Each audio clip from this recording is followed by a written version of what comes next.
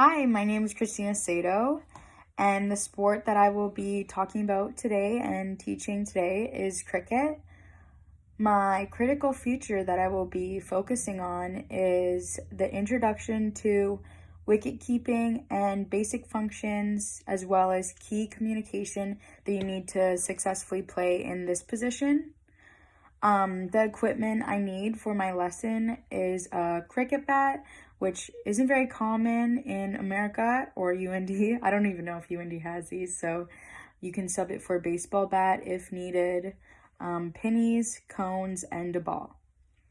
So my intro activity is about 7 minutes, and if this wasn't my first session, I would review my last session, but since this is my first session and I'm not a teacher, I'll just go straight into the basics of wicket keeping.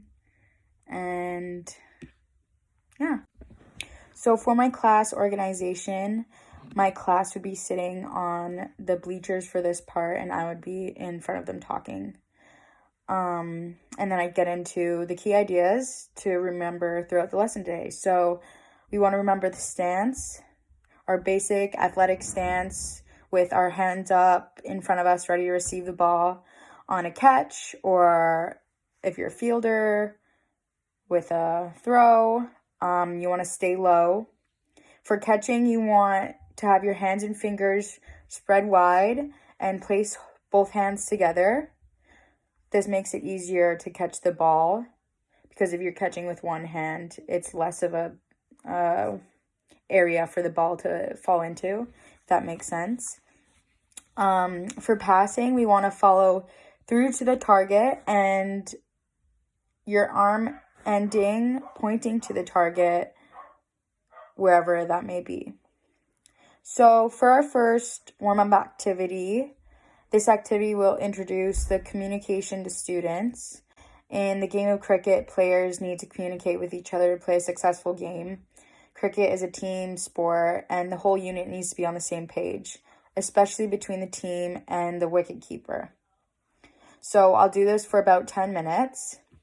First, I would mark out a square about 10 by 10 meters with cones. I would group balls together and place them on the edge of the square. One player begins with the ball and is the tagger, and the tagger attempts to catch other players by tagging them with the ball below the shoulders and above the waist. And then all the caught players collect a ball and become taggers. The last player that's caught wins. And the taggers want to work together to tag other people to get everyone out. So they want to communicate with each other so they can get everyone out as fast as they can. So the key idea with this activity is the communication. It's important on the field that wicket keepers, fielders, and bowlers are all on the same page. And so a game like this can increase working together and using communication to help everyone out. A way to adapt this game is you can increase the play area to make it harder for the taggers to tag everyone.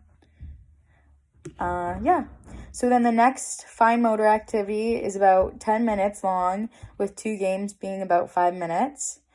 Students should use this activity to practice basic functions of wicket keeping, including staying in the athletic stance, staying low, and having a quick reaction time with hand-eye coordination. So the class organization would be split into 2 teams. One team is wearing pennies, and cones are spread out across the playing area, which the gym. Half are upside down, which is the pennies cones, and then half are the right way up, which is the non-pennies cones. And the aim of the activity is to turn as many of the opposing participants' cones to your designated cone position, and to keep as many in your correct position. So the cones can't be kicked or protected, and they must be turned using both hands to replicate the movements patterns of a wicket keeper. So the key functions and ideas of this activity is to encourage students to flip the cones with 2 hands to replicate the movement, the staying low and athletic stance, as well as keeping the hands together of a wicket keeper. And then you can adapt this game by resetting the game, and then the teams don't compete. Instead, students can compete among themselves and try to flip as many cones as they can within 1 minute. For my gross motor activity, it's about 15 minutes with 2 7-minute games. In this activity, the class will focus on incorporating wicket keeping technique into the basic functions and organizations of a cricket game. So now they're using those key function ideas and incorporating them in the game itself. So the basic organization of the class and the game would be to split the class into even groups of 5 to 7. A group of players form a wide circle around a catcher inside the circle, and then attempt to throw balls just out of reach of the catcher, who must either dive or jump for the catch. So they're using the techniques we had practiced in class already.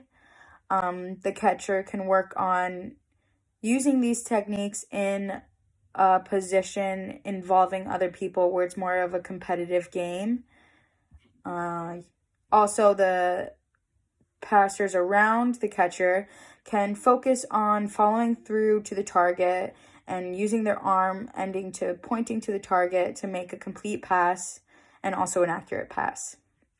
And an adaptation of this game is to make a designated space for groups smaller by using cones. So it's harder for the passers to pass without the catcher catching it, and so they have to be more strategic with their passes to each other.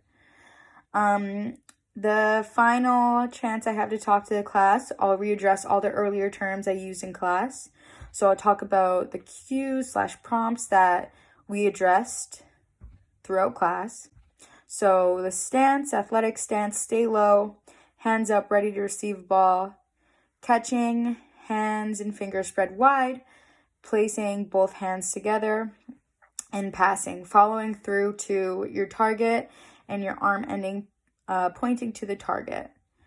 The class organization at this time would be for the class to be standing in a circle around the instructor, so me, and this would take about 7 minutes or until the end of class. And so thank you for listening to my lesson plan today. Have a good one.